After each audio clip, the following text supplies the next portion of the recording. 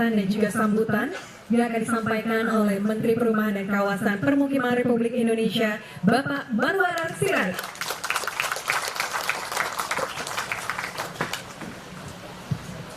Tes.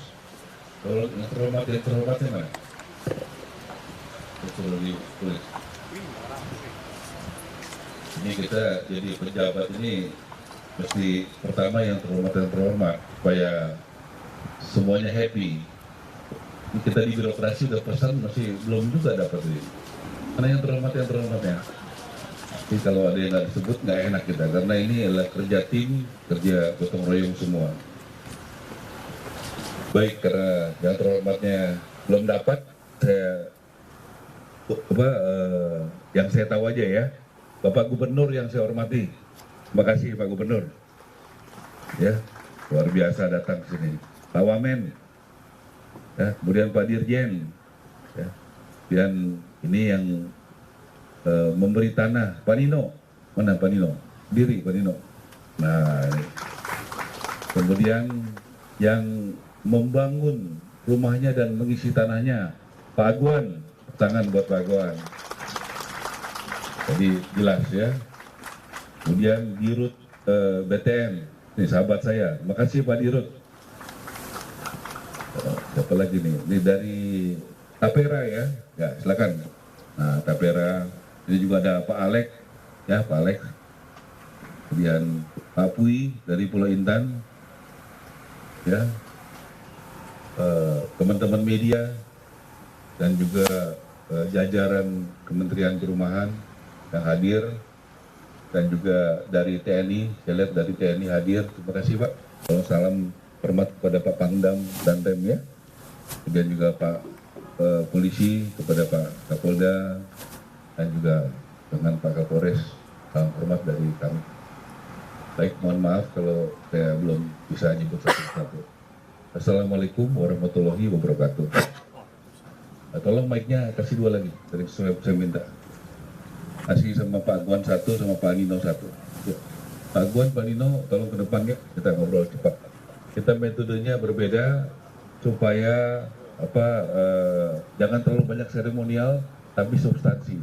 Wartawan kalau mau tanya di sini langsung depan aja, jadi nggak bolak-balik. Duduk biar nggak kelihatan ya. Duduk, jangan ada yang berdiri, biar kelihatan ya. Jadi semuanya jadi jelas.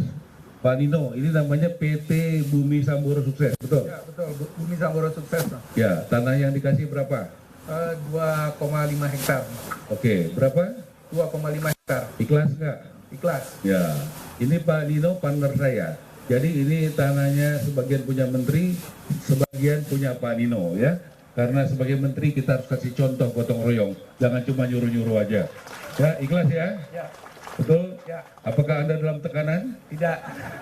Dalam keadaan sadar? Sadar. Oke, tepuk tangan buat Pak Nino ya. Betul. Pak Agwan yang ngebangun. Nanti kita lihat tuh gambarnya situ ya. Yang ngebangun dan ngisi ya.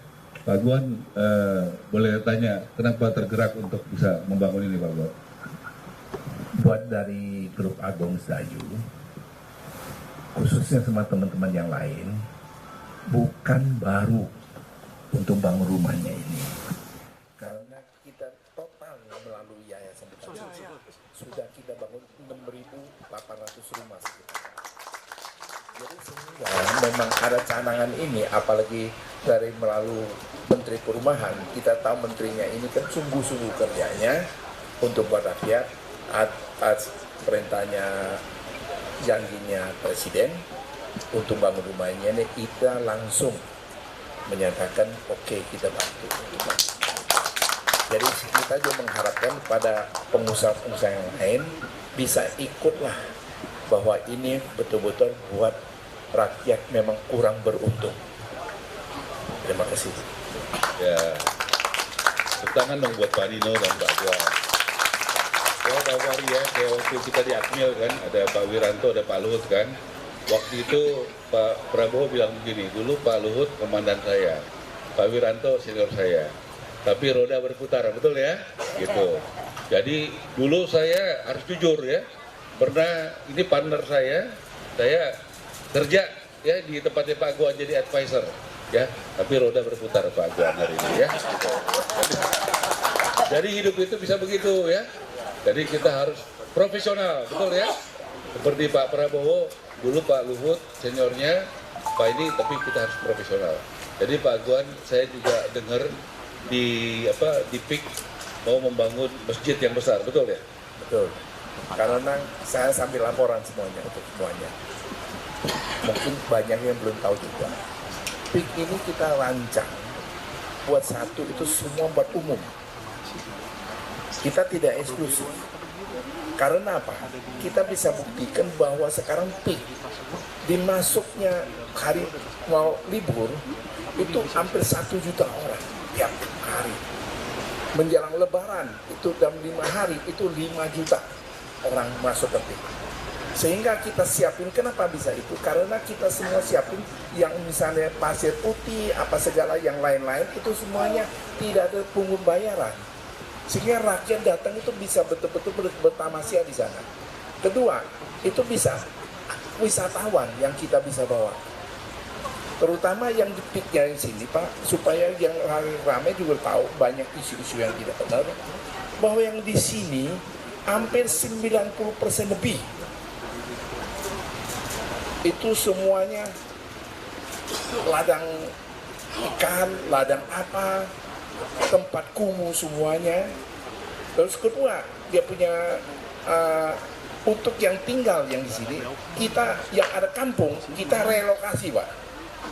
Kita bukan pembebasan, kita relokasi perumahannya itu sama besar, kita bangun baru di sana semua fasilitas ada masjid ada apa semua ada. Jadi masjid yang direncanakan itu kira-kira 10 hektar ya Pak? Dan kita udah ada satu rencana yang besar. Masjidnya itu kita bangun yang masjid kemarin udah kita lapor ke Bapak Presiden juga, masjid ada 10 hektar, kita bangun masjid di sana. Untuk masjidnya 1,5 hektar.